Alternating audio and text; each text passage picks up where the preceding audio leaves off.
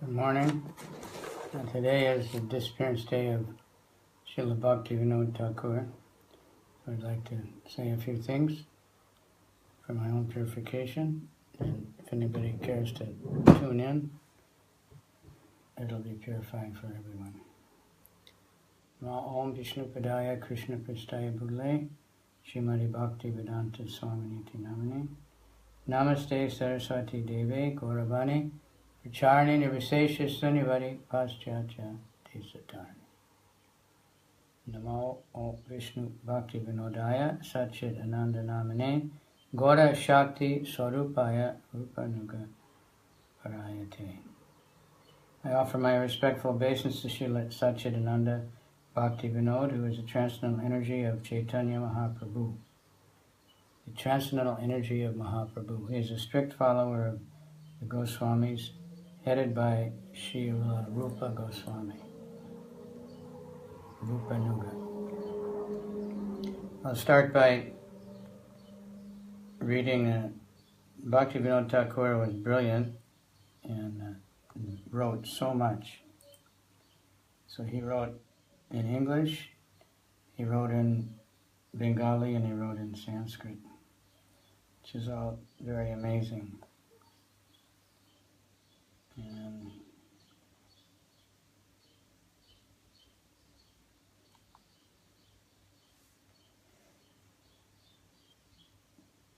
at that time, the British,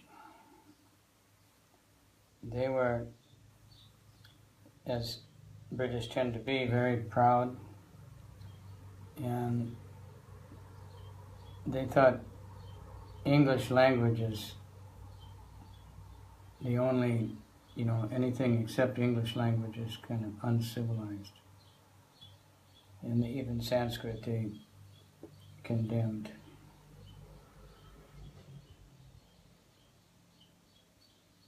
So Bhaktivinoda wrote in English also, spoke English better than the British. So this poem is in English, and it's not so well known, but to us, many devotees. I just looked it up and I found a few devotees singing it. My Governor Madhavisa Swami, he used to recite it beautifully, but I'll do the best I can. It's called Saragrahi Vaishnava. Alas, for those who spend their days in festive mirth and joy, the dazzling, deadly liquid forms their hearts forever employ. The shining bottles charm their eyes and draw their hearts' embrace. The slaves of wine can never rise from what we call disgrace. Was man intended to be a brute in work and heart? Should man, the Lord of all around, from common sense depart? Man's glory is in common sense, dictating us the grace that man is made to live in love, the beauteous heavens embrace. The flesh is not our own, alas, the mortal frame a chain. The soul confined for former wrongs should try to rise again. Why then this childish play in that which cannot be our own, which falls within 100 years, as if a rose ablown? Our life is but a rosy hue, to go ere long for naught. The soul alone could last fore'er, with good or evil fraught. How deep the thought of times to be, how grave the aspect looks, and wrapped in awe become, we, when reading nature's books. Man's life to him a problem dark, a screen both left and right. No soul hath come to tell us what exists beyond our sight. But then a voice, how deep and soft, within ourselves is felt. Man, man, thou art immortal soul, thee death can never melt. For thee thy sire on high has kept a store of bliss above. To end of time thou art, his who wants but purest love. O love, thy power and spell benign now melt my soul to God. How can my earthly words describe that feeling soft and broad? Enjoyment, sorrow, what but lots to which the flesh is heir? The soul that sleeps alone concludes, in them it hath a share. And then, my friends, no more enjoy, nor weep for all below. The women wine and flesh of beast, no love on thee bestow. But deign to love thy brother man, and give thyself to God, and God doth know your wages fair. This fact is true and broad. Forget the past that sleeps, and ne'er the future dream at all. But act in times that are with thee, and progress thee shall call. But tell me not in reasoning cold, the soul is made alone by earth's mechanic lifeless rules, and to destruction prone. My God, who gave us life and all, alone the soul can kill, or give it all the joys above, his promise to fulfill. So push thy onward march, O soul, against an evil deed that stands with soldiers, hate and lust. A hero be indeed. Maintain thy post in spirit world as firmly as you can, but let never matter push thee down. O stand, heroic man. O Saragrahi, Vaishnav soul, thou art an angel fair. Lead me on to Vrindavan, and spirit's power declare. There rest my soul from matter free, upon my lover's arms. Eternal peace and spirit's love are all my chanting charms. There's so much there, we could go on and on just trying to analyze it.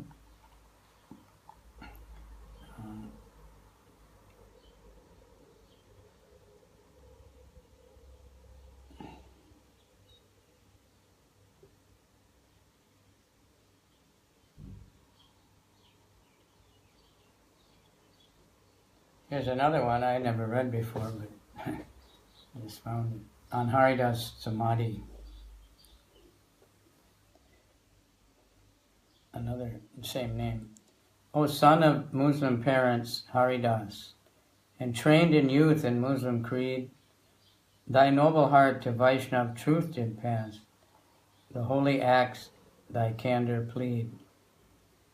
Is there a soul that cannot learn from thee that man must give up sect for God? That thoughts of race and sect can never agree with what they call religion broad? Thy love of God and brother soul alone, bereft thyself of early friends, thy softer feelings oft to kindness prone, lead on thyself to higher ends. I weep to read that Qazis and their men oft persecuted thee, alas. But thou dost nobly pray for the wicked then, for thou wert Vaishnav Haridas.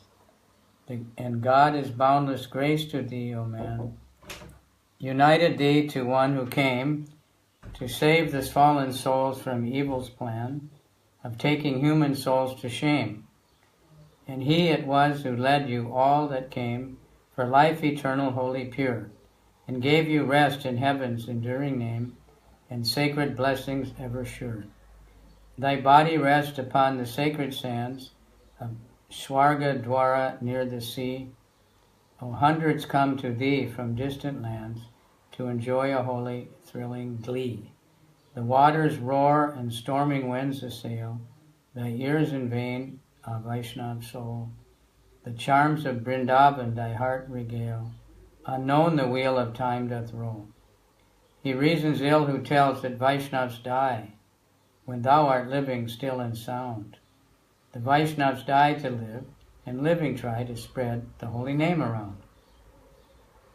Now let the candid man that seeks to live follow thy ways on shores of time. Thy posterity sure to him will give, like one song in simple rhyme. So you see, he was a very master of English language and Bengali language. So we're familiar. The Life of Bhaktivinoda is fascinating. It's a wonderful book by Rupa Vilas Prabhu, seventh Goswami. That title was given to him by one Britisher that recognized his position, and somehow he knew about the six Goswamis, and he said Bhaktivinoda Thakura was the seventh Goswami. So much writing. He wrote about 100 books, even though he was most of his life working full-time. So the life is summarized. I shared earlier a lecture by Suridas Prabhu in Los Angeles, where he was reading from biography, which covers a lot of things, and we've heard, but we should be meditating on his writings. Prabhupada put great importance on the writings of Srila Bhaktivinoda Thakur. His brother, his son, Lalit Prasad, had all the texts, all the writing, and Srila Prabhupada assigned Yadubhar Prabhu to go and photograph all of them to preserve the writings of Srila Bhaktivinoda. Now I think they've all been turned over to the Bhaktivedanta Society with Harisari Prabhu. And Prabhupada sang his bhajans in his private, ecstasies many, many times. And he was very, very happy when Achyutananda Swami at the time translated many of them, and they were published in ISKCON. So, of course, we're very familiar with Jaya Radha Madhava, that song that Prabhupada introduced when he started worshipping Radha Madhava. It ended up in Mayapur, and Prabhupada then began to sing that before every class, and we still carry on singing. And Prabhupada said that song tells everything about the spiritual world, about Goloka. Then, of course, devotees chant very often, Sharira Vijajal Jitendriyate Ka. Unfortunately, we don't always know what we're chanting. I found. I recommend everybody look it up in your own language, repeat it in your own language also. It's a very deep prayer, beautiful prayer, covering philosophy of Krishna consciousness and glorifying prasadam. There's a second part that we don't generally chant. Ektina Shanti Pure Advaita Gare. In Advaita's house, they were taking prasad, they were eating shak, and Lord Chaitanya was, there's many different kinds of shak, green leafy vegetables. We usually say spinach, but in Bengal, almost any green leaf, they make shak. And he was giving it all different names, like Achyuta, Govinda, Gopal, and glorifying the shak and saying anyone who eats it will get love of Godhead. So the spectacular thing at Bhaktivinoda, he would write in the night.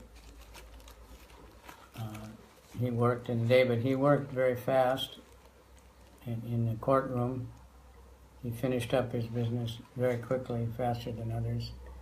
And it said that he made, court decisions, and there was never, ever any appeal that overturned any of his decisions. No lawyer could find any defect in, his process. Like modern days, every criminal gets convicted, and they make an appeal, and they find some defect. Anyway, with Bhaktivinoda, that never happened. And he had many children, but he told them, you help me in my preaching mission, or he doesn't support them. So, of course, most famous is Bhakti Siddhanta Saraswati Thakur, who he specifically prayed for to help spread the mission of Lord Chaitanya. So we have all the bhajans, Yasomati Nandana Brajabharo Nagara, so many that we regularly sing.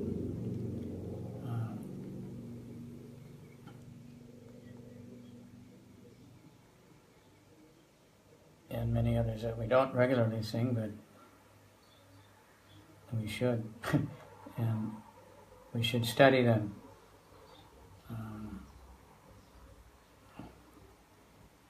So we have, like Kavi Habib Bolo, Sayyidin Amar, very deep meditations. He wrote many books that are all just songs. And this way he was giving the absolute Vedic philosophy, the conclusion of all the Goswamis, but in simple Bengali language, so everybody could sing it. And it's such simple language, even we can pick up on it pretty easy. And he's so much dedicated to Lord Chaitanya. He did many, many great accomplishments. Besides that, in his work, he reestablished getting all the puja service at Jagannath Puri up to standard, because they weren't taking care of the deities very nicely. They were not on time and everything, and he made them get regulated. Time of his appearance, the followers of Lord Chaitanya, right after Lord Chaitanya, many became sahaja, and they were not respected. They were like crazy people, and they weren't preaching the real philosophy of Lord Chaitanya. They were singing and dancing and enjoying sense gratification. And Bhaktivinoda, by his preaching, again reestablished the respect of the Gaudiya Vaishnavas. So just to go over some of the bhajans, we got the Jeev Jago, wake up. Very important. We should keep that in mind all the time.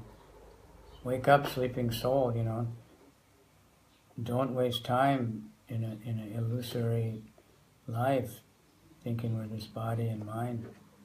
But surrender to Lord Chaitanya, pray for the holy name and take it. Then there's Gopinath, that's a long one. And we have recordings of Vishujan singing some of these because Prabhupada asked him to sing these songs and make up a melody and sing it in a way that, the Western devotees could pick up on it.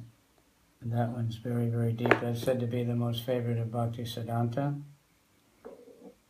Then Nam Gai, Gora Madhusare, Manasa Deho Geho, Yo Kichumor. We've heard them all, but more is better. Prasad Seva, Radha Krishna, Bol Bol, Jai Radha Madhava, Shuddha Bhakata, where he's saying, everything, when I worship Krishna in my house, everything becomes Goloka, and, he's glorifying all that. Yasomati Nandana. Vivahari Shesha, that we sing every day in Vrindavan. Every morning, Mangalarti and Vivahari Shesha. And this is a nice one. Anadi Karma Pale, the reactions of beginningless karma. Now, these songs, I just looking at them, and even that Saragrahi Vaishnav, the basic questions we get, even sometimes initiated devotees, are all answered in these short little prayers or songs. Bhaktivinoda is so tuned into, the mentality of the people. And this one is, he says, due to my past fruitive activities, I've fallen into this great ocean of nescience, and I do not find any means of getting out. Day and night my heart burns from the poison of these worldly activities, and my mind is not at all satisfied. I'm always making hundreds and thousands of plans to become happy. So he's taking the position of the conditioned soul. But Prabhupada has told us that when these great pure devotees, they actually feel this way. It's just some kind of incredible humility that is way beyond our... we'll say we're most fallen. I know my dear God brother Visal Prabhu said to Prabhupada, I'm the most fallen. Prabhupada said, you're not the most anything. Do something practical. So I'm making hundreds and thousands of plans to be happy. We know how the people are going. And they're not even making their own plans. Commercial ventures are making plans for them and telling them you have to do this. This will make you happy. All these plans give me pain 24 hours a day. Indeed, I am being dashed again and again by the waves of the ocean of materialism. In addition, there are many thieves and rogues, of whom 6 are prominent: lust, anger, greed, envy, illusion, and madness. They are causing me great fear, and in this way my life is coming to an end. The 2 things of material speculation and fruitive activity have cheated me, misled me, and finally thrown me into the ocean of misery. So we hear the prayers of Rupa, and we find in Bhagavatam, Jnana karma denavritam. Bhakti has to be free from jnana and mental speculation and karma, working for my own pleasure. Mental speculation philosophically means, I think I know better, I'll figure it out. Under circumstances, O Krishna, an ocean of mercy, you are my only friend. I have no strength to get out of the ocean of nescience, so I pray to your lotus feet that you will be kind and by your strength lift me out of the ocean of suffering. Taking real shelter of Krishna. Kindly lift up this fallen servant of yours and fix me as one of the particles of dust at your lotus feet. Please give this Bhaktivinoda shelter at your lotus feet. I am your eternal servant. Somehow or other I forgot you, and now I have fallen into this entangling network of Maya. Kindly save me. I had to comment on this. I am your eternal servant, but I forgot you. We do have people that argue we were never with Krishna. Now, as far as I understand the language and the meaning of the word forgot, that you forget something that you know about. You knew it and you forgot. Like, I forgot your name, right? Forgot my keys. I forgot my phone. I forgot, my ticket. I forgot my passport, right? We forget things. I forgot the, whatever it is. I forgot my password, right? Modern forgetfulness. So that means he's saying many times I was with Krishna. My godbrother Kustakrata, who translated all Bhaktivinoda's works, he said he was very clear, that we were with Krishna. We forgot Krishna. Now he's trying to get back. Now we're realizing, I forgot. I'm a fool. I've lost Krishna. I lost Krishna. Now, please, Krishna, come back. Prabhupada made a purport to this, which he didn't do that for every bhajan, so we know it's important. The previous one, Amara Jivana, Prabhupada sang very feelingly and also speaks the purport very feelingly, I think a few times. We have recordings. My life is always engaged in sinful activities, without a trace of pious activities. I'm always inclined to give great anxiety and trouble to other living entities. It's a very humble, like Rupa Goswami wrote, my mind is like the Kaliya serpent, always, with many, many heads poisoning everybody and begging Krishna, please trample on my mind. And, then for my personal sense gratification, I never reject any kind of sinful activity. I'm not at all merciful, and I see only in my personal interest. When others are suffering, I become very happy. And I'm always speaking lies, and somehow, if someone is suffering, it's very pleasurable to me. We should analyze ourselves according to these things and see how much we're tinged by these kind of mentalities. Of course, this is extreme, but modern people are like that, but they won't admit it. I have lots of material desires within my heart, and I'm always angry and deceitful.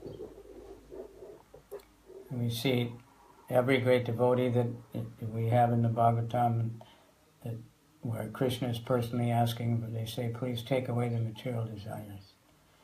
Prahlad, Dhruva, everybody's asking like that. Even Uddhava. Uddhava, who's Krishna's intimate associate for life, his cousin, the gopis thought he was Krishna, he looks exactly like Krishna. He's begging the same way. I am captivated by subject matters of sense gratification and almost crazy. My ornaments are malice and false pride. I am conquered by sleep and laziness, and I'm always averse to pious activities, but I'm very enthusiastic to perform impious activities. I always cheat others for my prestige, and I'm conquered by greed, and I'm always lusty. I am so fallen, I have no association with devotees, and I'm always an offender. In my life there is not a bit of auspicious activity, and my mind is always attracted by something mischievous. Therefore, at the fag end of my life, I have become almost an invalid because of so much suffering.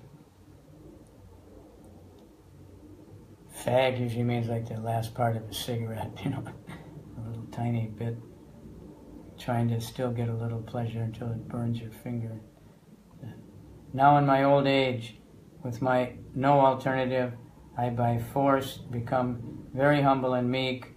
Bhaktivinoda offers this sad statement of his life's activities at the lotus feet of Krishna. There are many, many prayers in his books, Sharanagati, the prayers of surrender, they're wonderful. And he's saying, I'll never use the word again, I and mine. Everything belongs to Krishna. It's very interesting. He says, I offer everything, my house, my dog, my front gate, my fence, my door, my wife, my children. Everything is yours, Krishna. I give it all up. Nothing is mine. But then he says, he's not running away. He says, but I will dutifully take good care of all these things as a service to Krishna. That's real renunciation. Not that, it's not mine. Krishna is the supreme proprietor. He's put me in charge of this, whatever I have. This body, starting with this body, Krishna's given it to me and put me in charge of it. Now I have to try to use it in Krishna's service.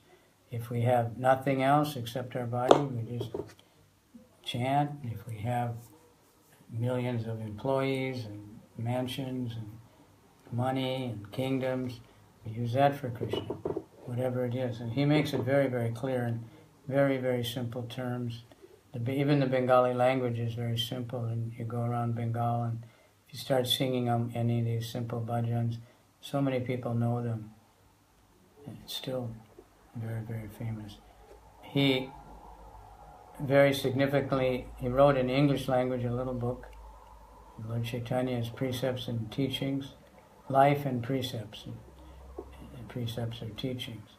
And he mailed that book all around the world in 1896.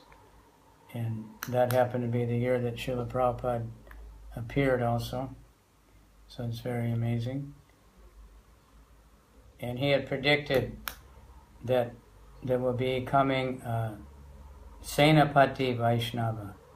Senapati means a big general, like a military general. And he will appear and he will spread the holy name all over the world. So he was predicting Srila Prabhupada, very obviously, and because Srila Prabhupada did that. We see now, devotees are aware of this movie, Hare Krishna, the mantra, and the Swami who spread it, it just showed in Los Angeles, and the Los Angeles Times gave a very favorable review. So, it's not just the devotees who love it, of course, because it's all Prabhupada. But the movie is not to show the history of America in the 60s, or, all the regretted things all the hippies were doing, or all the, but to show the man, that Prabhupada and his determination and what he went through to give us Krishna. So he strictly picked up on Bhaktivinoda Thakur's teachings, followed them strictly, and gave us many of them.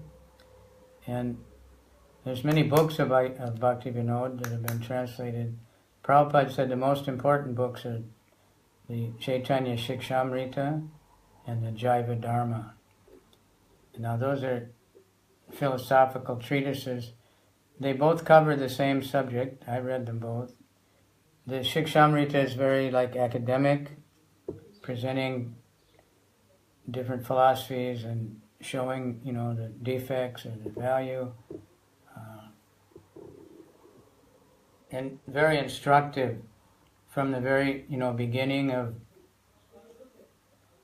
being a little bit of a devotee, how to deal with other religions, how to perceive other religious practices, in a Krishna conscious way.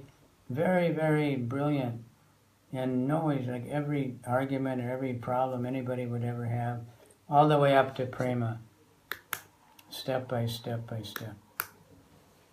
Then the Jaiva Dharma covers all the same thing, but it's in the form of conversations between, Babajis and real sadhus living in Mayapur, and then aspiring devotees, new devotees, also with Mayavadis, with Muslims, but in a conversational way. It's a lot easier actually to read, but covering everything.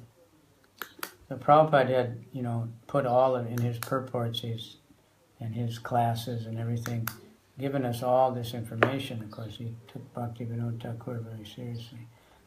So today is his Disappearance Day, and we have, so many songs are available, so many things, very beautiful poetry, and the more we study and we get the relationship or sing these bhajans and share them with others, we can get a connection and get the mercy of Srila Bhaktivinoda Thakur. So today is a special day to call out for his mercy.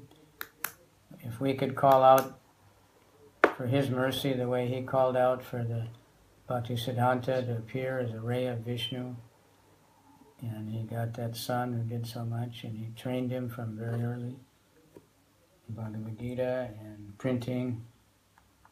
He wrote so many books. I know when I read that Seventh Goswami, when I was just reading a list of books he wrote, I became exhausted just reading the list and thinking about such an amount of work. And he was working with kerosene lanterns, and he had in his house, we can see if we go in Mayapur to his house, he had I don't know, somebody said he invented, I don't know, it was a fan that ran by kerosene, because it gets very hot there in the summer.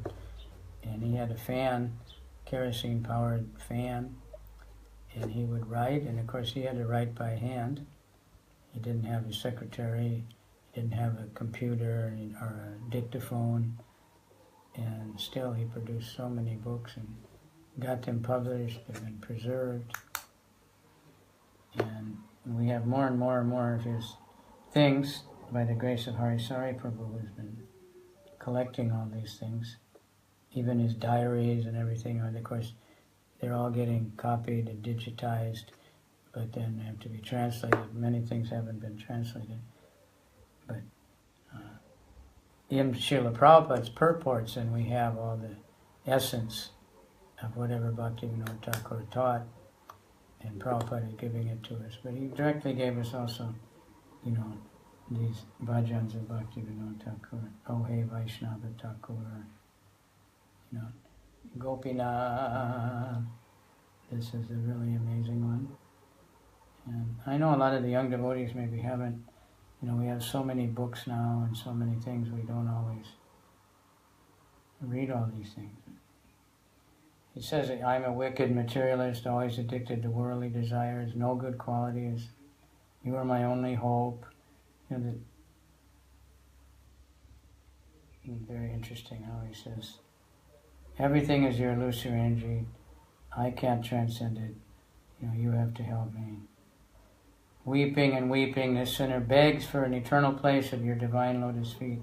Give your mercy. You can do anything. You have the power. Who is to relieve all sinners? And I'm the best of all sinners, greatest. So he glorifies Gopinath. Says, all the demons you killed attained your lotus feet. Bhaktivinoda is so sinful that he's remained in worldly existence. Please remove the torment of worldly existence. I can no longer tolerate the pain of ignorance and cycle of repeated birth and death. I am confirmed servant of lust. Worldly desires are awakening in my heart. Thus the noose of fruitive work is beginning to tighten. When will I wake up and cast this enemy of lust away? And when will you manifest yourself in my heart? I am your devotee, but because I abandoned you and thus forgot my real treasure, I have worshipped this mundane world. You know everything. Now, having punished your servant, give me a place at your lotus feet. Gopinath, is this your judgment, that seeing me averse to you, you abandon your servant and bestow not even a particle of mercy on him? I'm certainly very foolish, and I have never known what is good for me. Such is my condition. You are indeed the wisest person. Please find a way to bring good fortune to this fool, and please do not consider this servant an outsider. You see the intensity of this. But the more, when I read these now, especially because I have an audience, when we read by ourselves, we don't always think about it as deeply. But, the idea is that he gave us these poems so that we could really understand our position and really understand that we have no other hope but Krishna. That's how the pure devotee thinks. He says, my mind is crazy and disregards all authority. It is always senseless and stays in the dark of worldly affairs. Gopinath, I have accepted defeat. All my efforts have failed. You are my only hope. How shall I make any advancement when my mind has come under the sway of your powerful senses and stubbornly cling to sense gratification? After sitting down in the core of my heart and subduing my mind, please take me to you. Thus the horrible dangers of this world will vanish. Gopinath, you are Rishikesh, the Lord of the senses. Seeing me so helpless, please control these senses of mine and deliver me from this dark and perilous worldly existence. I am bound around the neck by the noose of materialism. Take up your sword of mercy and cut my bonds, and make Bhaktivinoda your humble servant. It's very, very intense, but it's meant for us. It's meant for us to, Prabhupada wanted us to, read these and get this feeling so that we can really beg Krishna. Kabe habe bola. When will a day be mine? Aparada Gucci. That when the offenses are ceasing, and Shuddha Nama Ruchi, when the holy name, the pure name, the taste is increasing. If we're losing our taste, sometimes devotees ask, perhaps we made some offense, especially to devotees. It's the instant result of making Vaishnava aparad. We lose our taste. We don't want to chant. We don't want to serve. We don't want to go to class. We don't want to get up. But if we serve the devotees, then we get free from offenses, and we get more taste, and then we can't stop chanting, like Bhaktivinoda. So productive. And Srila Prabhupada following, and he also wrote all night, and was writing for us, not just for his own purification, not for book sales and making money and becoming famous and rich, but for because all the money Prabhupada used to make more temples. And the effect of his books is he got more and more devotees, which wasn't like getting more and more money, it meant more and more responsibilities and more work.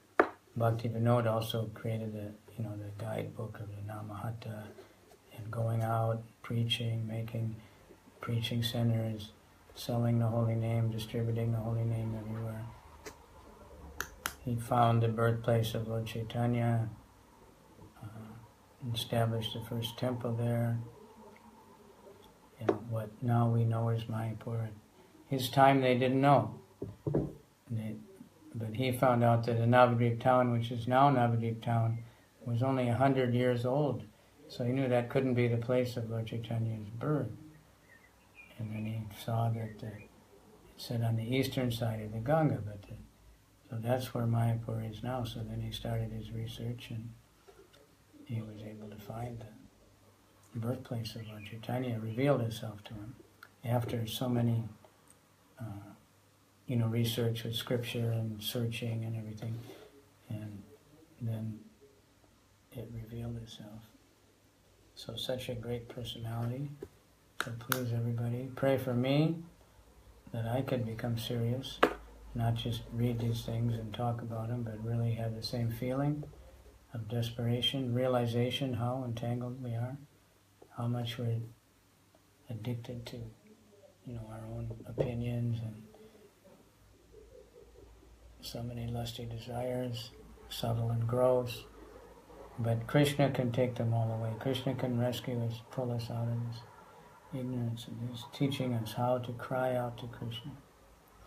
So like Jeev Jago, Lord Chaitanya said, pray for the holy name and take it. And then Bhaktivinoda said, so this Bhaktivinoda, after begging for the holy name, he got it. And there's nothing but the holy name in all the 14 worlds. Drink deep the nectar, of the holy name. So I'll stop there. It's a very auspicious day. It's also the disappearance of Gadadhar Pandit. I'll say something about him later on.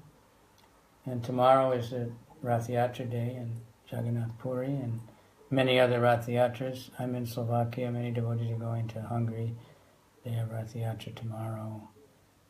They're having a Rath Yatra in Osaka, in Japan. I wanted to go there, but it was just, I don't have my private jet and too hard to get coordinated with the airlines, so I didn't go. They're having two Rath Yatras this weekend in Ghana, and one is in the village where the devotees live, and then that's tomorrow, and then another one on Sunday in the city of Accra. So hopefully that one will go over quite big. So, and I don't know all the other Rath Yatras going on. I know there's many. And many devotees have gone to Puri. Bhaktivinoda Thakura lived in Puri. His house there is right on the road where the cart went by. The cart would stop in front of his house because he was a magistrate. He tried so hard to move, to get assigned to move near Navadvip, and he couldn't get it, so he resigned. He gave his letter of resignation from government service. But he was so qualified. He was the highest placed non-Britisher in the government service. They wouldn't let him resign, so then they assigned him in Krishnagar, which we know is near to Navadvip. So anytime he had any free time, he would be visiting Navadvip. And then finally he was able to move over there where now we visit his house at Surabhi Kunj. And that's where he saw the vision of the great temple, which is now coming up. And he gave instructions to Bhaktisiddhanta, which I don't have in front of me, but all the different things to do in Mayapur. And schools and temples and this, and so many things. And Bhaktisiddhanta got that started, and Srila Prabhupada has done all of them, by the mercy of Bhaktisiddhanta. All these things are going on. Jai, Srila Bhaktivinoda Thakur ki jai. And everybody who's happened to tune in, ki jai. Thank you very much. It's hard to, I don't have my glasses, I can't really see the screen very good. But And I have to thank Mr. Zuckerberg for and all his thousands of programmers who are able to create this Facebook Live thing, which is, of course, the super soul, but, materially it's quite inconceivable for old men like me where the push-button telephone, I remember when I was in high school, and the push-button telephone, I was so excited that I could dial beep, beep, beep, beep, beep, because we have to crank the dial and wait for it to go back, beep, beep, beep, beep, beep. So I got all excited when the push-button phone, you could dial really fast, and I'm kind of still stuck on that level of technology. But now we have all this, we can broadcast to so many people, have it recorded and saved, and so we want to make a request to all devotees. There's many I keep unfollowing, but I keep them as friends because maybe they're following me and maybe they see the scripture or something I put up. But many people only put up their family pictures or their new car or their new haircut, and that's not what it's for devotees. We should take advantage, and many put up always pictures of Krishna and temples and scripture. This is what it's for, because we don't know how many thousands of people are going to see these things, and if it's Krishna, we can really do something to reach out to more and more people and give them Krishna, and purify ourselves by finding good Krishna conscious things to publish. So Srila Bhaktivinoda Thakur ki jai. He reasons ill who thinks that Vaishnavas die. The Vaishnavas die to live and live to spread the holy name around. Hare Krishna, Hare Krishna.